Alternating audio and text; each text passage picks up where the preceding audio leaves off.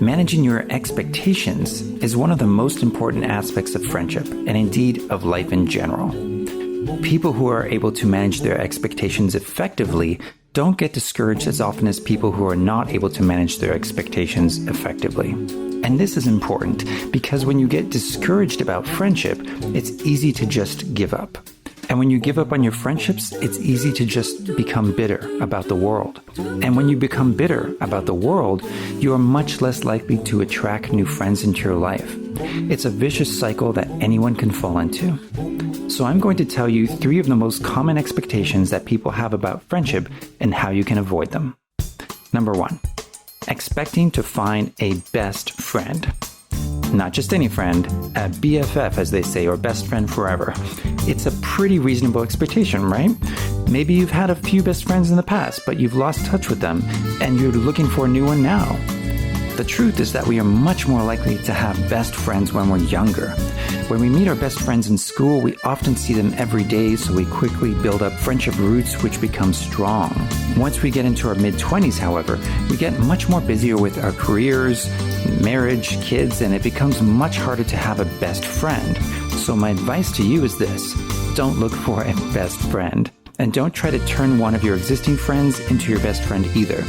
It's perfectly reasonable to cherish your individual friendships, but if you can diversify your friendship portfolio, as I like to say, it reduces your expectations on one particular person to satisfy most of your friendship needs.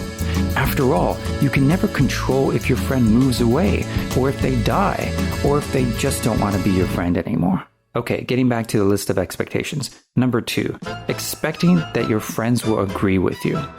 For example, let's say that you're really excited about a certain idea or something you've heard in the news and you want to share it with one of your friends. You're certain that they will love this idea or that they will feel the same way about it when you get to share it with them. The only thing is, they don't. More importantly, you're kind of shocked that they don't. But how can this be? Are they insane? You had their reaction already pictured in your brain, but what you witnessed is the opposite. Don't get me wrong, I think it's super important to have shared values with your friends, but one of the most important benefits of having friends is that they can provide you with different perspectives that you've never thought of before. So the next time that one of your friends provides a completely different reaction to what you were expecting, take a moment and just listen to what they have to say. It's much more easier than being disappointed with their reaction and then apologizing later that you weren't more open-minded to their perspective. And finally, number 3, expecting that your friends will be available on short notice. Let's face it, when you're a kid, it's much easier to run over or ride your bike over to your friend's house and ask them if they would like to hang out and play. But just like the expectation to find a best friend, it's much more difficult to schedule time to hang out when you're past your mid-20s.